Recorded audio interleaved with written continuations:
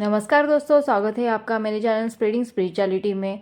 आज की इस वीडियो में हम पितृपक्ष की पौराणिक कथा सुनेंगे। दोस्तों, आप सभी को पता ही होगा कि अभी पितृपक्ष के दिन चल रहे हैं। पितरों से ही जुड़ी हुई आज एक कथा हम सुनेंगे।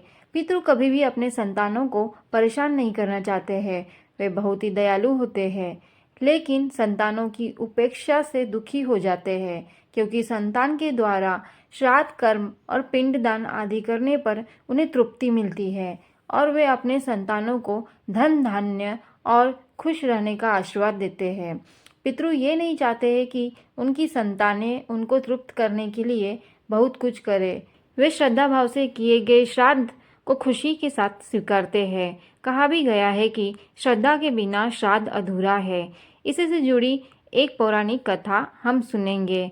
जानते हैं कि कैसे श्रद्धा भाव से प्रसन्न होकर पितर देते हैं अपना आशीर्वाद इस कथा में। दोस्तों, पौराणिक कथा के अनुसार जोगे और भोगे नाम के दो भाई थे। दोनों अलग अलग घरों में रहा करते थे। जोगे के पास धन की कोई कमी नहीं थी, लेकिन भोगे निर्धन था। दोनों भाई एक दूसरे से बहुत तो वहीं भोगे की पत्नी सुशील और शांत स्वभाव की थी।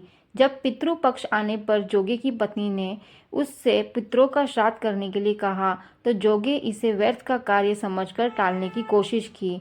लेकिन जोगे की पत्नी केवल अपनी शान दिखाने के लिए श्राद्ध का कार्यक्रम रखना चाहती थी, ताकि वह अपने जोगे की पत्नी से उसने कहा कि मुझे कोई परेशानी न हो, इसलिए आप ऐसा कह रहे हैं।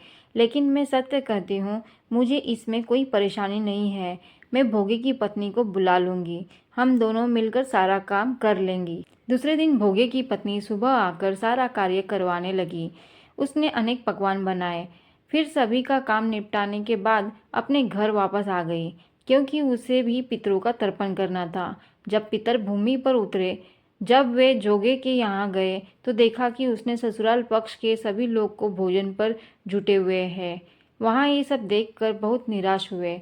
उसके बाद जोगे भोगे के पितर भोगे के यहाँ गए तो देखते हैं कि मात्र पितरों के नाम पर केवल अगियारी दे दी गई है। पितर उसकी राख चाटते हैं और भूखे ही नदी के तट पर पहुंच जाते हैं। कुछ ही देर में सारे पितर अपने अपने यहाँ का श्राद्ध ग्रहण करके इकट्ठे हो गए और बताने लगे कि उनकी संतानों ने किस किस तरह से उनके लिए श्राद्धों के पकवान बनाए। जोगे भोगे के पितरों ने भी अपना सारा कुछ बताया।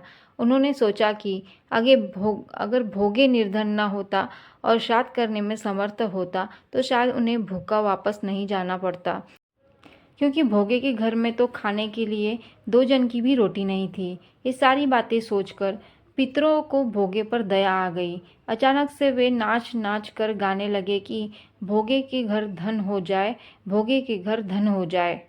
सांझ का समय हो चला था, लेकिन भोगे के घर में खाने को कुछ नहीं था। उसके बच्चे भूखे थे। बच्चों ने अपनी माँ से कहा कि भूख लगी है। तब उन्हें टालने के लिए गुस्से से गरज कर भोगे की पत्नी ने कहा कि जाओ, आंगन में हौदी औंधी रखी है, उसे जाकर खोल लो, उसमें जो भी मिल जाए आपस में बांटकर खा लेना। बच्चे जब वहाँ जाकर हौदी देखते हैं तो वो दौड़े दौड़े माँ के पास जाकर कहते हैं कि माँ, हौदी में तो मोहरों से भरी पड़ी है। आंगन में आकर भोगे की पत्नी ने यह सब कुछ देखती है तो उसके आश्चर्य का ठिकाना नहीं रहता है। इस तरह पितरों के आशीर्वाद से भोगे भी धन्य धान्य से परिपूर्ण हो जाता है, लेकिन वह इस बात का बिल्कुल अहंकार नहीं करता है और अगले बरस पूरी श्रद्धा के साथ भोगे एवं उसकी पत्नी अपने पितरों का श्राद्ध करते हैं। भोगे की पत्नी पितरों के लिए 56 प्रकार के व्यंजन तैयार करती है। वे दोनों ब्राह्मणों को भोजन कराते हैं। अपने जेठ जेठानी को बुलाकर सम्मान के साथ सोने और चांदी के बर्तनों में भोजन कराते हैं। इससे उनके पितर बहुत प्रसन्न होते हैं और आशीर्वाद प्रदान करते हैं। तो दोस्तों, इस तरह श्राद्ध पक्ष से जुड़ी हुई ये कथा यहाँ पर समाप्त होती है। वीडियो आपको अच्छी लगी हो तो ज़रूर लाइक करिए। मेरे चैनल पर जो पहली बार आए सब्सक्राइब करना ना भूलिए। मिलते हैं एक नए वीडियो में एक नई जानकारी के साथ। राधे राधे।